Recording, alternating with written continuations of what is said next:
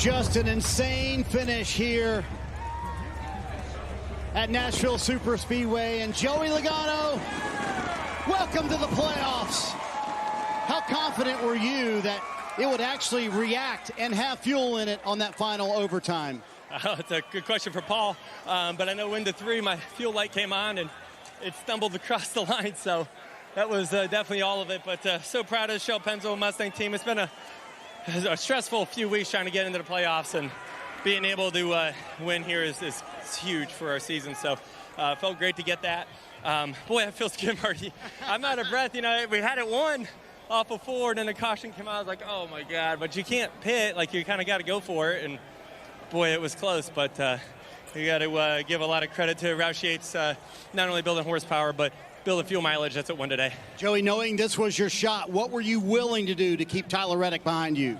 I drive all over the racetrack, apparently, but I had to. He had tires there, and so just had to make different moves and go different places. And I tell you, when I went into 3 and I saw that light, I was like, oh no, I'm going to run out off of 4. And it just stumbled and spit and sputtered across the line there. Somehow I had enough for a little bit of a burnout, but I'm going to need to push back. I could tell the relief in your voice when you said, thank goodness. That's what your reaction was. How much pressure? Can you describe it? This takes off the 22 team. So much pressure. You know, trying to make the playoffs is not easy these days with these next-gen cars, and everyone's so equally matched. And, you know, I made a lot of mistakes, even some tonight, and it's nice to be able to overcome. So I just got to thank Shell and Pennzoil, Hunt Brothers Pizza, AAA, Ford, everyone that helped support us all the way through. Coca-Cola. This is just it's a much-needed win for sure. With an assist from Paul Wolfe, Joey Logano, the 2-time champ, is now officially in the NASCAR Cup Series playoffs in 2024.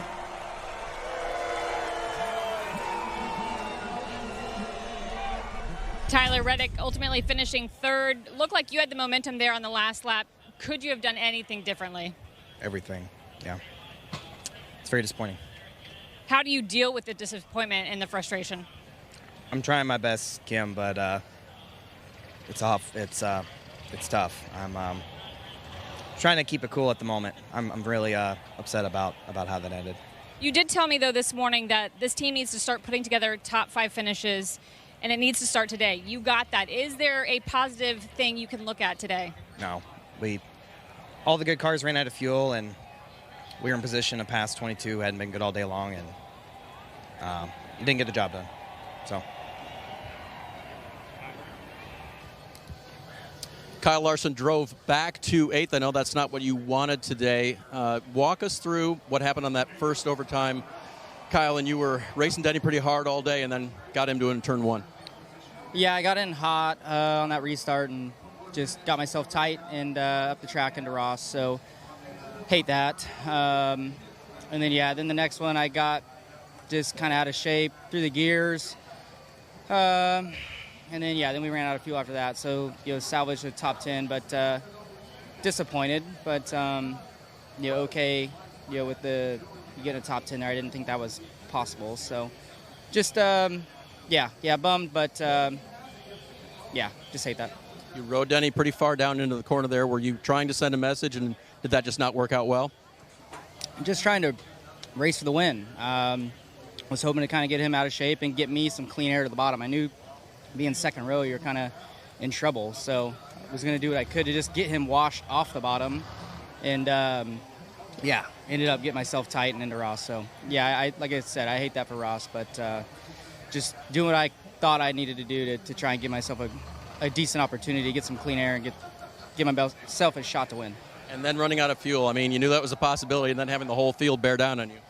Yeah, I had obviously we knew we were close on fuel, but I had no warning on my dash, no low fuel pressure or anything like that. Just when I went to hit the gas, it was just dead. So then, I hate that for Kyle Busch because, he's been, had a rough go of it here and really, really needs some points, and he was going to have a great day. So unfortunate that, our lack of fuel there at the end and lack of warning, I wasn't able to get out of the way and not cause a wreck. Thanks, Kyle. Recovered to 8th today. Let's chat with Denny Hamlin, who winds up 12th, and I don't know where to even start to unpack the end of this race. So, Chris Gabehart said, hey, it's not worth the risk. Was there any thought to say, why not? Let's just try it. We got 3 wins in the bank. Well, we did. We ran out there under that caution. He was monitoring fuel pressure. I let him know what the fuel pressure was. And so we were fine with just, running out of gas, but we did under caution. And so it was the right call. I was going down pit lane there out of gas. So, I was surprised it lasted that many green, white checkers, honestly. It was certainly stinks having, about 15 seconds from a win at the end, and then 10 seconds from the win at the end, and then we finished 12th. So that's just part of it. How do you process all that when you're that close to a win, Denny, and then all of a sudden it becomes this chaotic end with 31 extra laps? That's NASCAR Cup Series racing.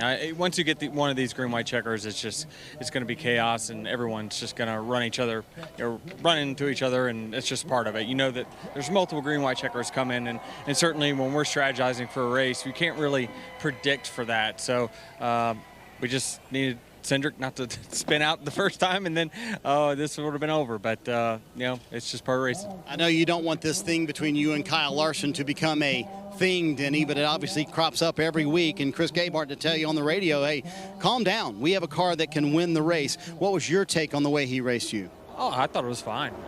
We were messing around with each other like we were last week. We were battling for third right there on the stage, and he ran me up, which was all good. I ran him up last week a little bit.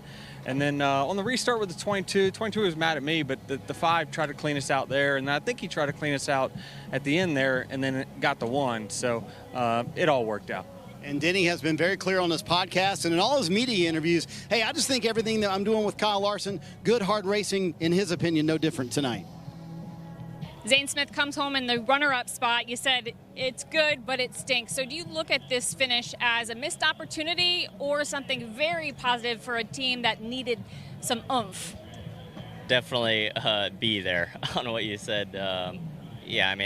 My winning side of me is pissed with the second place, especially after hearing the 22 is going to run out for the past 10 laps. I don't know how many restarts, but no, I wouldn't have done anything different. I felt like I chose the right lane, and it's crazy just how much different these cars drive with cleaner air, and just proud of our strategy there. Appreciate everyone on board throughout this year sticking with us. It's been rough, no doubt.